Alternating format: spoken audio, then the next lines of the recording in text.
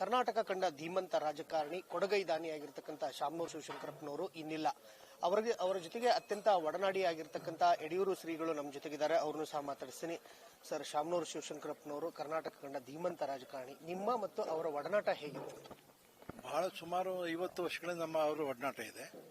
ನಾನು ಮೊದಲು ತಾವರೀಕೆರೆ ಮಠ ಅಂತ ಇಲ್ಲಿ ಚನ್ನಗಿರಿ ತಾಲೂಕು ಶಿಲಾಮಠ ತಾವರೀಕೆರೆ ಸ್ವಾಮಿಗಳಾಗಿದ್ದೆ. ಆ ನಂತರ ನಾನು ಯಡಿಯೂರಿಗೆ ಹೋಗಿದ್ದೇನೆ. ಇಲ್ಲಿ ದಾವಣಗೆರೆಯಲ್ಲಿ ಏನೇ ಕಾರ್ಯಕ್ರಮ ಆದರೂ ನಮ್ಮಲ್ಲಿ ಧಾರ್ಮಿಕ ಕಾರ್ಯಕ್ರಮ ಭಾಗವಹಿಸ್ತಿದ್ವಿ. ಅವರು ಕಾರ್ಯಕ್ರಮಕ್ಕೆ ಬರೋರು. ಜೊತೆಗೆ ಅವ್ರ ಮನೆ ಒಳಗೆ ಏನಾರೇ ಧಾರ್ಮಿಕ ವಿಧಿವಿಧಾನಗಳಾಗಬೇಕು ಅಂತಂದ್ರೆ ಇಲ್ಲಿ ಡಾಕ್ಟರ್ ಸುದ್ದ ಶಿವಾಚಾರ್ಯ ಅಂತಿದ್ರು ಹಿರೇಮಠ ಸ್ವಾಮಿಗಳು.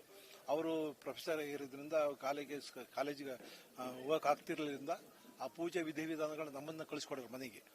ಉದಾಹರಣೆಗೆ ಬಕ್ಕೇಶ್ವರನ ಮದುವೆ ದೇವತಾ ಕಾರ್ಯದಲ್ಲಿ ನಾವೇ ದೇವತಾ ಕಾರ್ಯ ಪೂಜೆಗೆ ನಾವು ಹೋಗಿದ್ವಿ. ಶಾಮನೂರು ಶಿವಶಂಕರಪ್ಪ 60 ವರ್ಷ ಶಾಂತಿ ಮಾಡಿದಾಗ ನಾವು ವೈದಿಕ ಮಾಡಿ ನಿರ್ವಹಣೆ ಮಾಡಿದ್ವಿ. ದುಕ್ಕತ್ತಿ ಫ್ಯಾಕ್ಟ್ರಿ ಓಪನ್ ಮಾಡಿದಾಗಲೂ ನಾವೇ ಹೋಗಿದ್ವಿ. ಆಮೇಲೆ ಹದಡಿ ಫ್ಯಾಕ್ಟ್ರಿ ಓಪನ್ ಮಾಡೋದು ನಾವು ಹೋಗಿದ್ವಿ. ಮತ್ತೆ ಇನ್ನು ಅನೇಕ ಸಂದರ್ಭದಲ್ಲಿ ಅವ್ರವ್ರ ಕಾರ್ಯಕ್ರಮದಲ್ಲಿ ಭೇಟಿ ಆಗ್ತಿದ್ವಿ. ಶಾಮನೂರು ಶಿವಶಂಕರಪ್ಪನವರು ಅತಿ ದೊಡ್ಡ ದೈವ ಭಕ್ತರು. ಅವರ ದೈವ ಭಕ್ತಿ ಹೇಗಿತ್ತು ಅಂತ?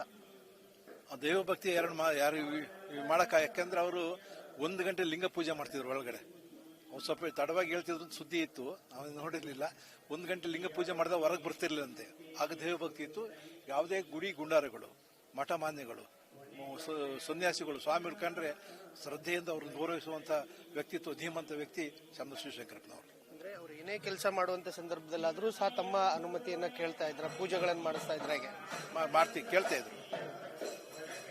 ಅವರ ಕುಟುಂಬದ ಜೊತೆಗೆ ನಿಮ್ಮ ಒಡನಾಟ ಹೇಗಿತ್ತು? ನೀವೇನಾದ್ರೂ ಹೇಳಿದ್ರೆ ಕೇಳ್ತಾ ಇದ್ರ? ನಿಮ್ ಜೊತೆಗೆ ಏನಾದ್ರೂ ರಾಜಕೀಯ ವಿಚಾರ ಆಗ್ಲಿ, ಬೇರೆ ಏನಾದ್ರೂ ವಿಚಾರಗಳನ್ನ ಶೇರ್ ಮಾಡ್ಕೋತಾ ಇದ್ರ?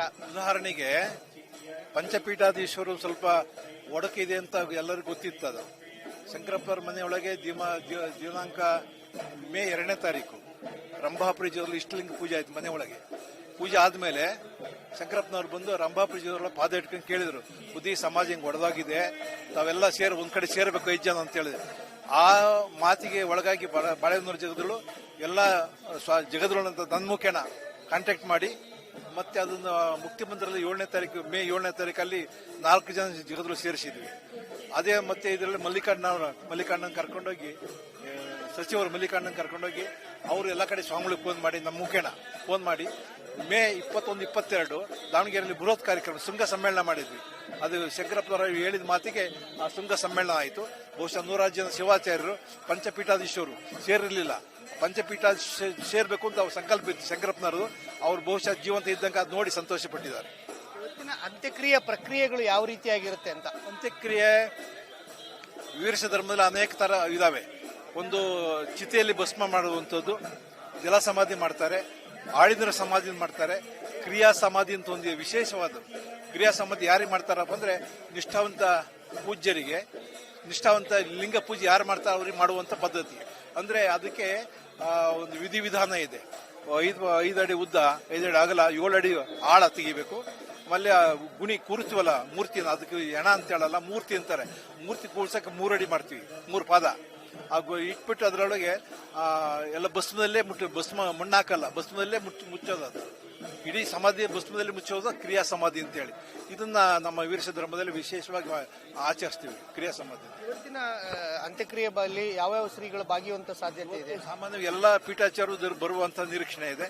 ಮತ್ತೆ ಇಲ್ಲಿ ಸುತ್ತಮುತ್ತ ದಾವಣಗೆರೆ ಸುತ್ತಮುತ್ತ ಕರ್ನಾಟಕದ ಅವರು ಅಖಿಲ ವೀರಶ ಮಹಾಸಭೆ ಅಧ್ಯಕ್ಷ ಆಗಿದ್ದರಿಂದ ಕರ್ನಾಟಕದಾದ್ಯಂತ ಮಠಾಧಿಕಾರಿಗಳು ಬರುವಂತ ನಿರೀಕ್ಷಣೆ ಇದೆ. ಅವರು ಇರುವಂತೆಲ್ಲ. ಇದಿಷ್ಟು ಶಾಮನೂರು ಶಿವಶಂಕರಪ್ಪನವರ ಒಡನಾಡಿಯಾಗಿರ್ತಕ್ಕಂಥ ಯಡಿಯೂರು ಶ್ರೀಗಳವರ ಮಾತುಗಳು. ಕ್ಯಾಮರಾಮನ್ ಮಹೇಶ್ ಜೊತೆ ವೀರೇಶ್ ದಾನಿ, guarantee news, Davanagere. Guarantee news, ಸುದ್ದಿ ಖಚಿತ, ನ್ಯಾಯ ನಿಶ್ಚಿತ.